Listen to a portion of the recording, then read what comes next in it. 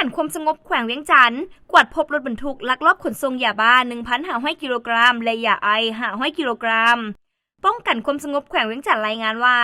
วันที่ 7 เมษายนมานี้เจ้าหน้าที่ตำรวจแผนกจราจรแผนกสกัดกั้นและต้านยาเสพติดห้องตำรวจป้องกันความสงบแขวงเวียงจันทน์ได้ลงสมทบกับกองบัญชาการป้องกันความสงบเมืองกาสีลัดกวดค้นรถหัวลากและหางลากยี่ห้อ FAW สีแดงหมายเลขทะเบียนบก5970หลวงน้ำทาและหางลากยี่ห้อ CIMC หมายเลขทะเบียน5971อยู่จุดกวดกาบ้านหนองคำเมืองกาสีแขวงเวียงจันทน์ผ่านการกวดค้นพบเห็นยาเสพติดประเภทยาบ้าและยาไอ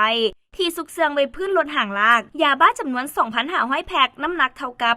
1,500 กิโลกรัมและยาไอ500 กิโลกรัมและสามารถกักตัวได้1คนสื่อเท่าเยียย่างอยู่บ้านนานานเมืองภูคุ้นแขวงหลวงพระบางปัจจุบันคดีดังกล่าวเจ้าหน้าที่ตำรวจแผนกสกัดกั้นและต้านยาเสพติดป้องกันความสงบแขวงเวียงจันทน์พร้อมเร่งการสืบสวนสอบสวนหาพวกร่วมขบวนการมาดำเนินคดีตามระเบียบกฎหมายของบ้านเมือง